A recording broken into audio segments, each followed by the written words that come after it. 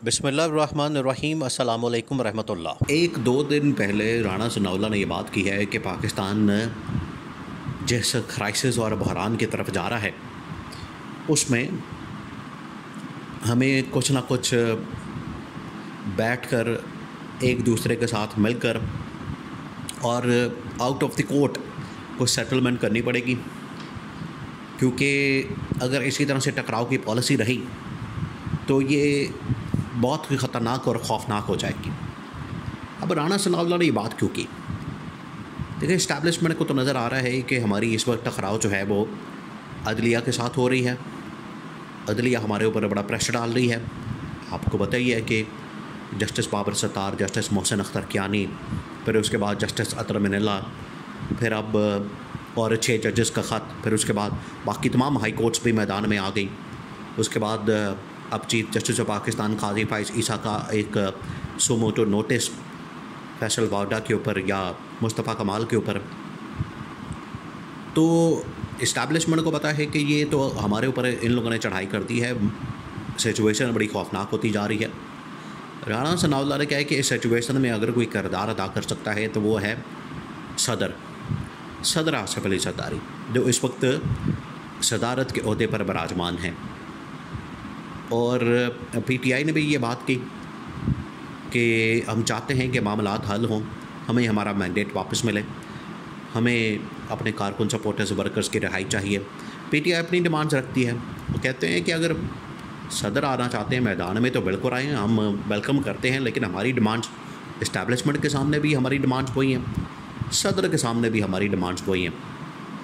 तो अब राणा सनाउल्लाह ने ये जो ऑफ़र किया है, अगर इसमें सदर मैदान में आते हैं और वह ना सिर्फ इस्टेब्लिशमेंट अदलिया बल्कि इमरान खान से भी एक मुलाकात करके मामले को हल करने की कोशिश करते हैं, तो ये एक पाकिस्तान के हालात व वाक़यात को देखते हुए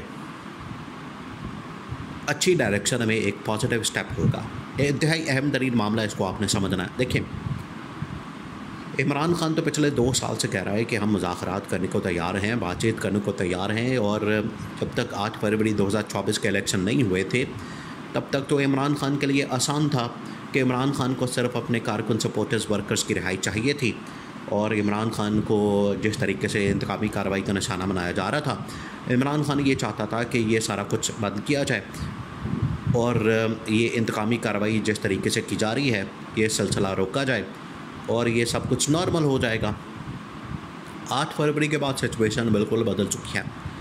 8 फरवरी के बाद सूरत हाल ये है कि इमरान खान जो पहली डिमांड करता है वो ये होती है कि मुझे मेरा मैंडेट वापस दिया जाए।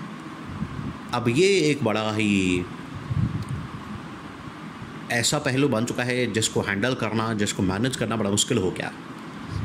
काम तो डाल दिया इस्टेब्लिशमेंट ने भी, नून लीग ने, पीपल्स पार्टी ने, उस वक्त की निगरान हुकूमत ने, सब ने मिलकर काम डाल दिया।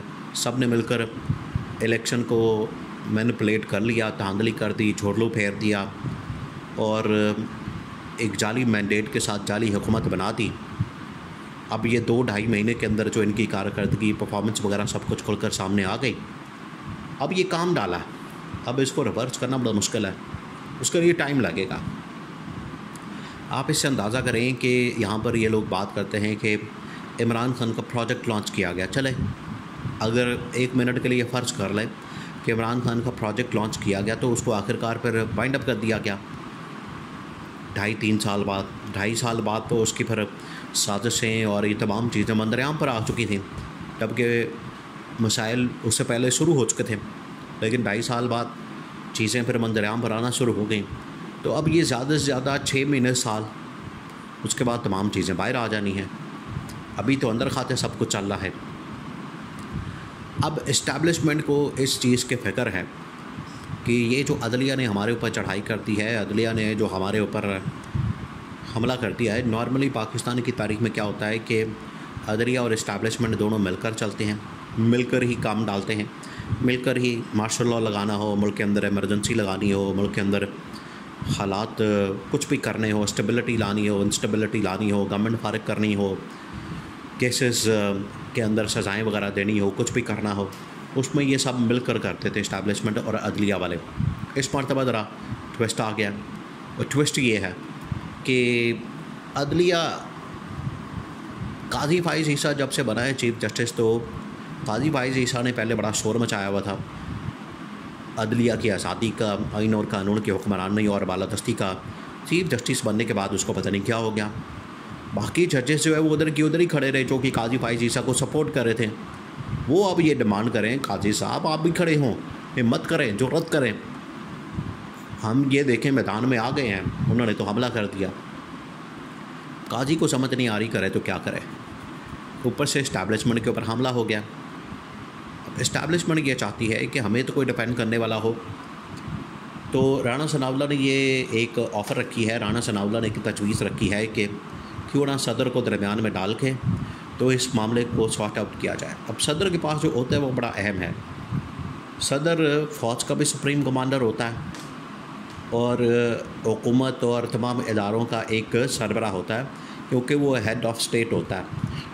पाकिस्तान के अंदर जो सबसे बड़ा होता है आइनी कानूनी तौर पर वो है सदर का। तो ऐवान सदर जो है, डॉक्टर आरिफ अलवी भी इससे पहले इस तरह का ये किरदार अदा कर चुके हैं। उन्होंने भी रोल प्ले किया इस्टेब्लिशमेंट के हुकूमत के दरमियान मामला सेट करने के लिए, इस्टेब्लिशमेंट और अदलिया के दरमियान। तो सदर के पास ये राइट मौजूद है, सदर के पास ये इख्तियार मौजूद है, या सदर के पास ये कम से कम एक कार्ड है जिसको इस्तेमाल किया जाए। अब सदर से ये डिमांड तो की जा रही है, लेकिन उधर ये मामला फंसा हुआ है कि अगर ये दोनों सेट हो जाते हैं तो इमरान खान का क्या किया जाए। तो फिर एक मुलाकात इमरान खान के साथ भी कर ली जाए, एक मुलाकात इमरान खान के साथ भी मीटिंग हो जाए, वो चाहे ऐवान सदर के अंदर हो जाए या अडयाला के अंदर हो जाए।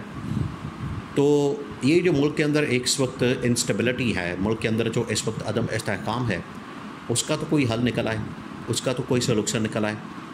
क्योंकि अगर इसी तरह से स्टेबिलिटी रहती है, इंस्टेबिलिटी और अदम इस्तेहकाम, तो आप देख लें मोहम्मद बिन सलमान ने दौरा कैंसिल किया, चाइना भी नहीं आएगा, यूएई भी नहीं आएगा, अमेरिका पहले ही फंसा के बैठा हुआ आपको IMF के चक्कर में, मुल्क के अंदर इन्वेस्टमेंट नहीं आएगी, बल्कि यहाँ जो इन्वेस्टमेंट पड़ी होती है, लोग दुबई लीक्स देख लें आप, ये इस बात का सबूत है। 3000 अरब रुपया लोगों ने यहाँ से निकाल के बाहर इन्वेस्ट कर दिया है।